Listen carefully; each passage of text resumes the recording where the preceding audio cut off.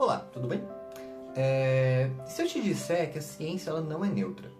A ciência ela é uma das atividades mais importantes da humanidade, acho que isso é inegável. Seus métodos eles nos permitem compreender melhor a natureza e avançar nas mais variadas áreas do conhecimento. Isso nos possibilitou tratar doença, compreender melhor a complexidade da sociedade e até mesmo ir para o espaço. Mas assim como tudo que a humanidade já criou, ela também tem suas falhas, ela não é perfeita. Porque, para além dos experimentos, das análises e tudo mais, os diferentes métodos científicos eles permitiram a construção do conhecimento atual da humanidade de uma forma coletiva. Então, buscando englobar todas as pessoas do mundo. Só que não é bem assim que funciona. Então, como que a produção científica ela acontece atualmente e por que tem problemas? A ciência ela basicamente acontece através da publicação de artigos científicos. Então esses artigos eles são textos que descrevem de uma forma muito detalhada as pesquisas que foram realizadas por um cientista ou por um grupo de cientistas. E servem para divulgar essa pesquisa e possibilitar que ela seja vista pelo mundo. Assim, os novos trabalhos eles podem ser feitos buscando criticar ou replicar aquela pesquisa anterior para que os resultados sejam comprovados válidos ou não válidos, e assim o conhecimento naquela área vai tendo um avanço. Pode parecer simples, e realmente é, mas mesmo antes da publicação do artigo, ele passa por diversas avaliações. Vamos supor que eu quero publicar um artigo. Então, para isso, algumas etapas devem ser cumpridas.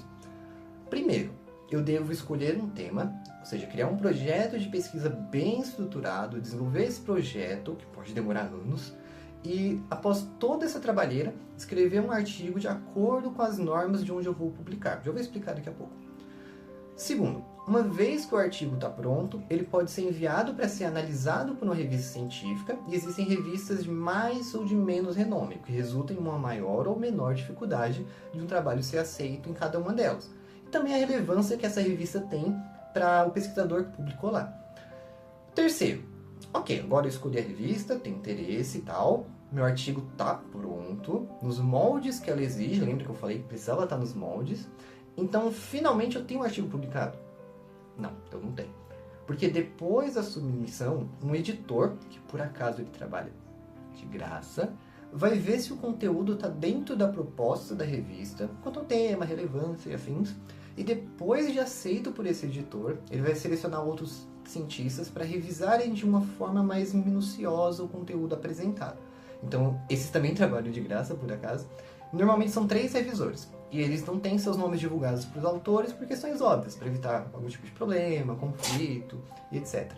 Então, depois de analisar cuidadosamente esses métodos que foram utilizados na pesquisa, a forma com que as análises foram feitas, os resultados que foram obtidos, e até mesmo a interpretação que os autores tiveram desses resultados, o artigo ele pode ser negado, que pode acontecer principalmente se não tiver nenhuma relevância para aquela revista, ou se tiverem falhas muito graves nos métodos que foram feitos. Ele pode também voltar para o autor com algum pedido de revisão, principalmente quando o trabalho ele possui alguns errinhos, mas são erros que são possíveis de serem consertados sem ter que refazer a pesquisa. E ele pode ser aceito caso não tenha nenhum tipo de erro significativo. Então tá perfeito, passou, ou os erros que foram pedidos já foram resolvidos também. Então, cada um desses 3 revisores, ele vai dar o seu parecer, e uma vez que está tudo ok, a avaliação vai voltar para o editor, que vai dar essa palavra final. Então, o artigo vai ser ou publicado ou negado. Ele normalmente vai de acordo com os revisores, mas ele não é obrigado.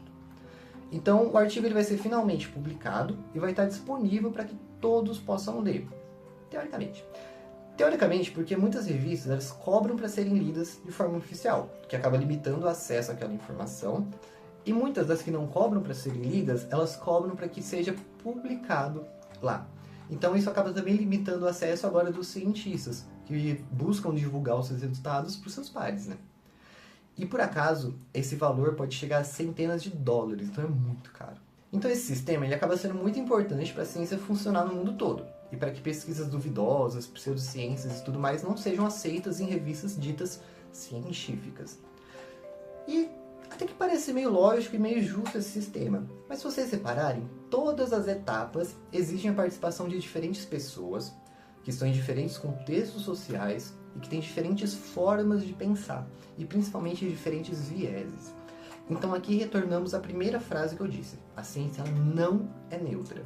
Porque as pessoas não são neutras. Por mais que nós tentemos ser neutros, nossas visões de mundo, elas têm influência nas nossas escolhas e nas nossas ações o tempo todo. Então, inclusive no sistema de avaliação por pares que eu acabei de explicar, que esse é o nome técnico dessa etapa.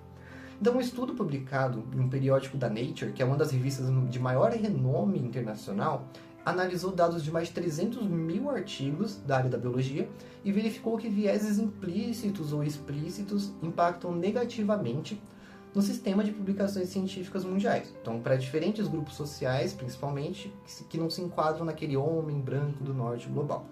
Então, no contexto brasileiro, por exemplo, isso não é muito diferente. Então, eu vou abordar um pouco sobre os problemas dessas barreiras, que seriam a barreira linguística, a barreira geográfica e a barreira social. A barreira linguística, a gente deve lembrar primeiro que, por uma variedade de fatores, nos é imposto a língua inglesa como língua franca. Então, aquela língua que é utilizada globalmente. E na ciência isso não é diferente. Então, a grande maioria, se não todas, das maiores revistas científicas internacionais se utilizam desse idioma em suas publicações. Então, também exigem que os pesquisadores, como nós brasileiros, que somos falantes de português, tenham que aprender uma segunda língua de forma aprofundada, porque tem que escrever de uma forma técnica. Ou, pior ainda, buscar alternativas para isso, como, por exemplo, parcerias com nativos anglófonos, obrigatórios, ou o pagamento de tradutores e revisores do idioma. De forma muito frequente, alguns revisores também dão pareceres mais negativos aos cientistas que não possuem inglês como língua nativa sobre a justificativa de inglês fraco. Então, mesmo que os métodos e resultados da pesquisa estejam impecáveis, ela ainda é negada só pelo inglês fraco. A outra barreira seria a geográfica. Então, dada a estrutura de organização social que vivemos, capitalismo, as instituições de maior prestígio mundial e as mais conhecidas, elas também se localizam em países europeus ou norte-americanos. Então, assim, o país onde a pesquisa foi feita, ela pode impactar muito em avaliações negativas ao trabalho realizado. Então, durante o processo de triagem inicial, aquela do editor, o editor ele vem de um país desenvolvido. Então, trabalhos realizados no sul global, como o caso do Brasil, em instituições menos famosas globalmente e tudo mais, tendem a ser vistos como menos relevantes e, por consequência, sequer são escolhidas para revisão em revistas de maior renome. Mas mesmo que o editor trie essas pessoas, esses autores, para uma revisão, os revisores, de alguma forma consciente ou não consciente, até mesmo, a maioria provavelmente não consciente, tende a avaliar os textos de uma forma mais crítica, especialmente quando o problema é pesquisado e as metodologias utilizadas elas são típicas de países periféricos, são problemas de países periféricos. Então, é comum se negar manuscritos por falta de relevância global, enquanto trabalhos similares em países ricos são aceitos. A outra barreira seria a social, onde países periféricos têm recursos mais limitados, então dinheiro mesmo, para fazer ciência. Então, dessa forma, o desenvolvimento de projetos é mais difícil, exige muito mais esforço para ser realizado, o que pode impactar principalmente na frequência de publicações. Por outro lado, os países ricos, que já são vistos como tendo pesquisa de maior renome, possuem mais recursos e podem publicar mais. Então, retroalimenta esse sistema. Além do país de origem, também o gênero é um grande fator relevante nas publicações, porque mulheres, em geral, não é sempre, possuem maior dificuldade de terem seus trabalhos aceitos do que homens. Então, como já vimos, no fim, o editor ele vai dar o parecer final com base nas revisões feitas. Só que se as revisões foram feitas com vieses de cada revisor, o editor vai levar em conta também esses vieses de alguma forma, caso ele não perceba e tentar anular e tudo mais. Então, idealmente, revisores eles tentam ao máximo driblar os próprios vieses para deixar essa avaliação um pouco mais justa. Então, não é realmente de propósito sempre. Só que, quando a gente analisa dessa forma, com a visão mais geral, é notório que existe desigualdade, elas são gritantes em todo esse processo de análise por pares. Isso implica para o Brasil e para todo o sul global, na verdade, em taxas de rejeições mais altas, em custo de tempo maior tanto para a realização da pesquisa, com menos recursos, quanto para a submissão, porque tem que ficar submetendo para várias revistas porque foi negado. Também se exige que a gente faça mais parcerias por conta da língua, para ter um tipo de relevância maior por conta do autor e da instituição dele. Dessa forma, a gente acaba tendo uma certa desvantagem nessas publicações de artigo. Assim, essa problemática ela se perpetua ao longo do tempo porque o sistema se autoalimenta. Então, menos autores de países periféricos vão estar em revistas de maior impacto, Por consequência, menos serão convidados para serem editores, então não vai mudar o sistema que está aí. Dessa forma, ainda mais prestígio vai ser dado para quem já tem, então eles vão ser os próximos editores também, e vai se manter essa subrepresentação no meio da ciência, mantendo tudo como está. Só que algumas soluções elas já foram pensadas, estão sendo aplicadas, como por exemplo, as revistas adotarem um sistema de revisão duplamente cega, que seria quando os revisores eles também não sabem quem são os autores daquele trabalho que está revisando. Então isso pode evitar algum tipo de viés, algum tipo de problema. Isso já funcionou inclusive para a questão do gênero. Então a realização de parcerias mais diversas também seria outra opção, entre diferentes nacionalidades, principalmente do sul global. Um suporte linguístico gratuito, proporcionado principalmente pelas editoras, porque os periódicos ganham com o trabalho dos editores, que não ganham nada, dos revisores, que não ganham nada, e dos autores, que não ganham nada e às vezes têm que pagar. Então não custaria para elas, pelo menos as grandes editoras, a custearem essa questão da língua para pessoas de países que não falam nativamente o inglês.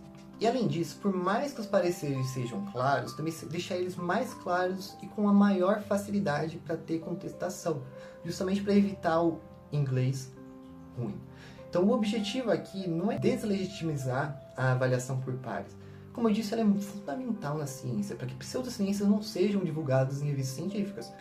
Mas trazer a discussão seria importante para entender como as desigualdades no mundo elas estão presentes em todas as facetas da sociedade.